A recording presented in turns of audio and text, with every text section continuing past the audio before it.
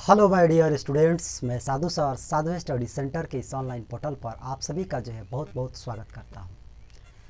तो dear students, आज से मैं क्लास 10th के एनसीईआरटी का जो कि सभी बोर्डों के लिए Bihar board, UP board, CBSE board, किसी भी बोर्ड की यदि मैं बात करूं तो सबके लिए उपयोगी है। तो आज से मैं शुरू करने वाला हूं क्लास 10th के केमिस्ट्री को। तो केमिस्ट्री का फर्स्ट चैप्टर जिसका नाम है रासायनिक अभिक्रियाएं एवं समीकरण। तो चलिए विदाउट लॉस ऑफ टाइम, बिना समय को बर्बाद किए हुए हम सीधे सीधे टॉपिक पर चलते हैं और आपको डिटेल इसके बारे में समझाते हैं। तो जैसा कि चैप्टर का नाम है रासायनिक अभिक्रियाएं एवं समीकरण, तो रासायनिक अभिक्रियाएं एवं समीकरण की यदि मैं बात करूं तो इसके पहले हम लोग को समझना है कि चेंजेज क्या होते हैं, परिवर्तन क्या होता है। हम लोग अपने दैनिक जीवन में विभिन्न प्रकार के परिवर्तन को देखते हैं, विभिन्न प्रकार के चेंजेज को देखते हैं।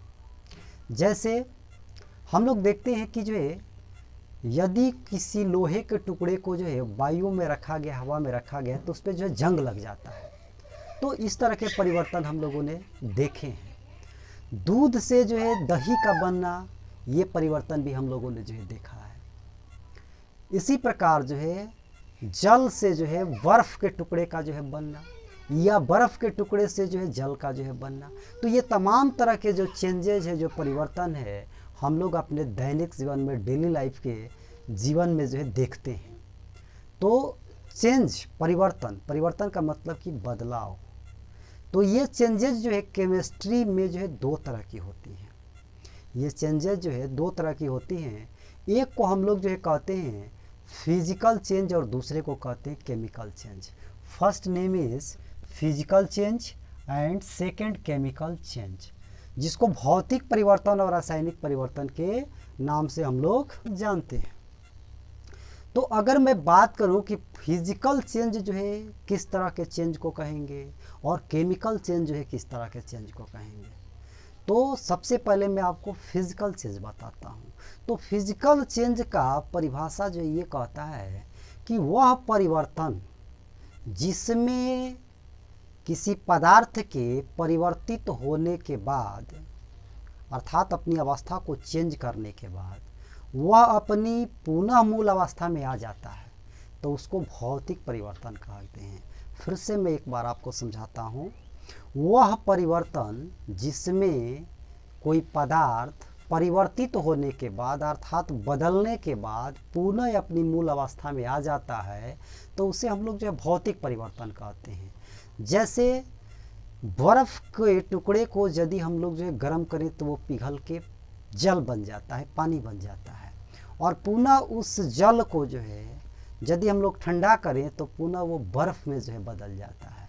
तो इस प्रकार हम लोग देख रहे हैं कि बर्फ को गर्म करने पर जल में परिवर्तित हो रहा है और जल को ठंडा करने पर बर्फ में परिवर्तित हो रहा है।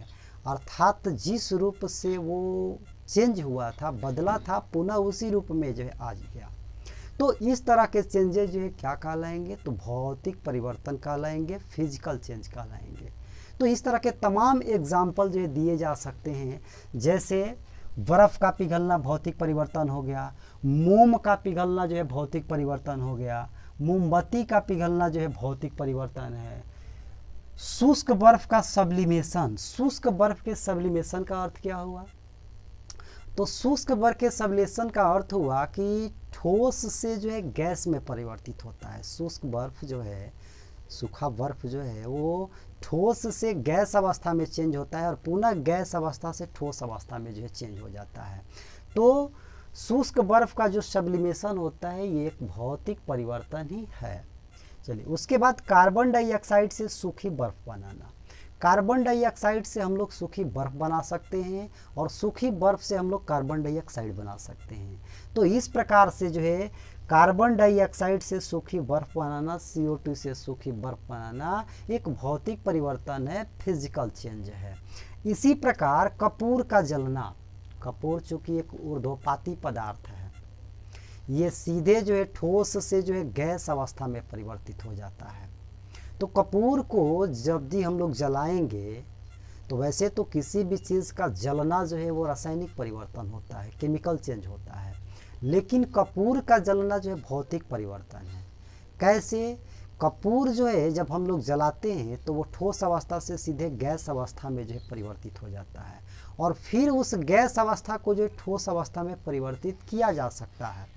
तो इसलिए कपूर का जो जलना है वह जो है क्या है, तो भौतिक परिवर्तन है, फिजिकल चेंज है। इसी प्रकार आपका जो है सोडियम को केरोसिन तेल में रखना, जैसा कि स्टूडेंट्स आप जानते हैं सोडियम को जो है केरोसिन तेल में हम लोग रखते हैं। अगर सोडियम को हम लोग जल में रख दें, वायु में रख दें, तो वो बहुत तीव्रता से अभिक्रिया जो है करता है।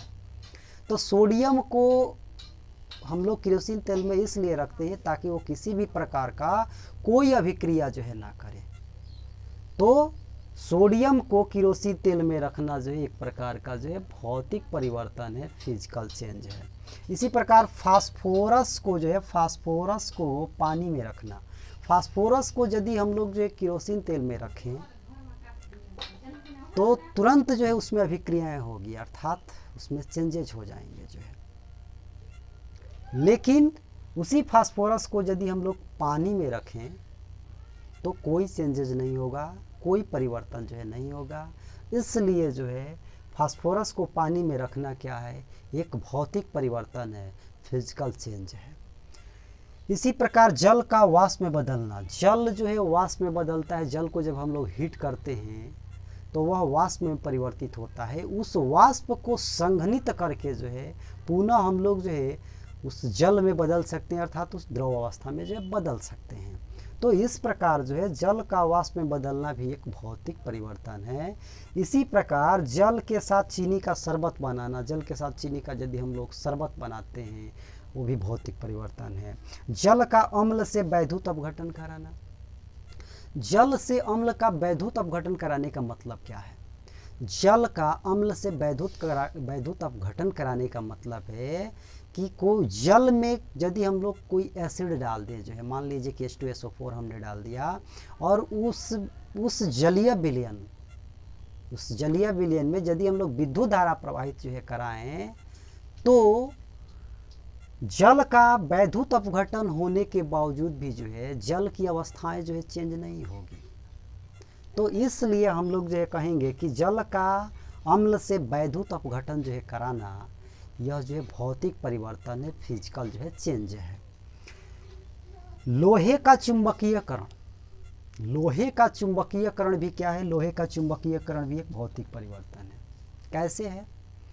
तो चूंकि कोई चुंबक होता है, उस चुंबक की सहायता से किसी लोहे को यदि कुछ क्षण के लिए हमने चुंबक की तरफ बना दिया और फिर वहाँ से चुंबक को हम लोग हटा लेते हैं तो उस लोहे से चुंबकत्व का गुण जो है समाप्त हो जाता है। तो लोहे का चुंबकीयकरण होना माने लोहा कुछ क्षण के लिए चुंबक बना, फिर वहाँ से वो मैग्नेटिक प्रॉपर्टी वहाँ से हटा लिया गया, चुंबकत्व के गुण को हटा लिया गया, तो फिर से जो है वो लोहा ही हो जाता है, उसके चुंबकत्व का गुण जो है समाप्त हो जाता है।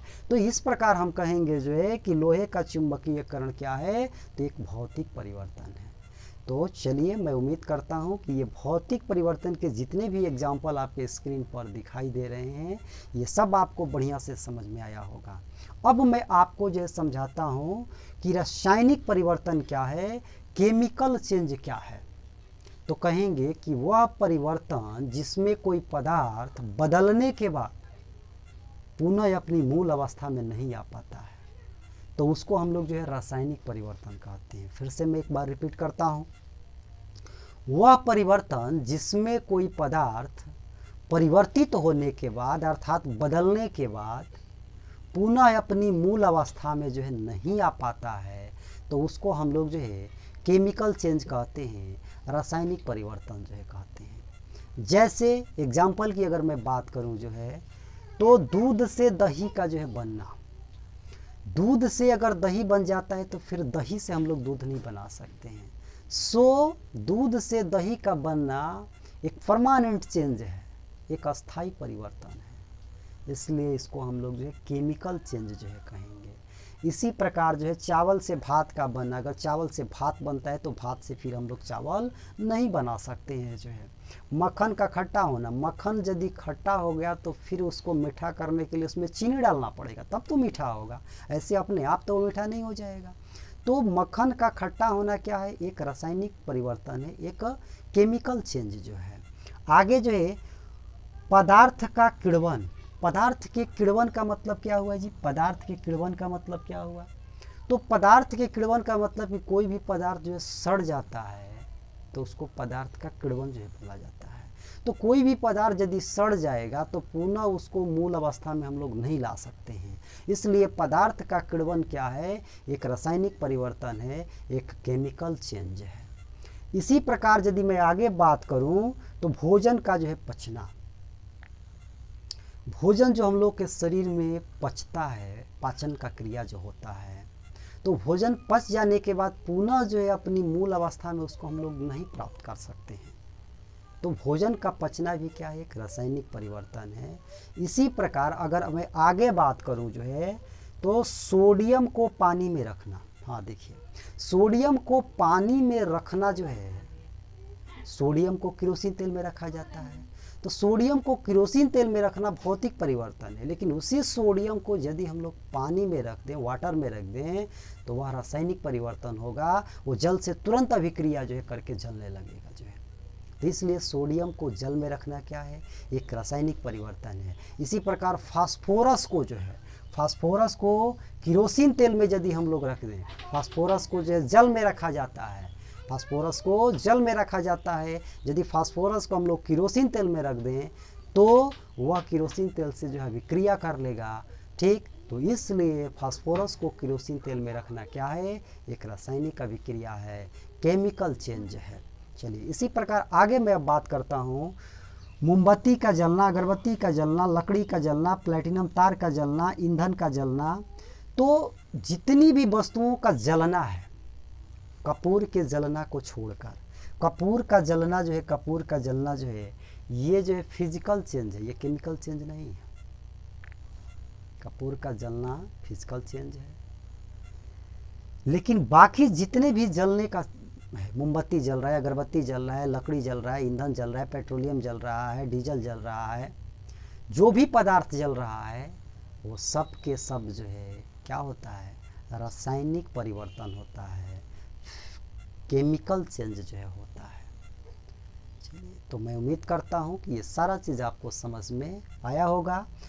लोहे पर जंग लगना भी क्या है, एक रासायनिक परिवर्तन है, इससे तो आपको बहुत अच्छी तरीक़ा से परिचित हैं कि लोहे पर जो है जंग लग जाता है तो लोहा जो है बेकार हो जाता है, ख़राब हो जाता है, फिर वो उस जंग लगे लोहे को जो है पुनः हम जो एक अच्छे लोहा में परिवर्तित नहीं कर सकते हैं, इसलिए लोहे पर जंग लगना क्या है, एक रासायनिक परिवर्तन है। तो चलिए स्टूडेंट्स, मैं उम्मीद करता हूँ कि ये सारे चीज़ जो है आप लोग बहुत अच्छा से समझे होंगे। तो अभी जो है केमिस्ट्री के क्लास का ये इंट्रोडक्शन क्लास था जो है, आगे हम जो है इस चैप्टर को आगे बढ़ाएंगे और डिटेल एक एक चीज़ को आपको बहुत सुंदर तरीके से जो है समझाएंगे। So thank you very much and all the best.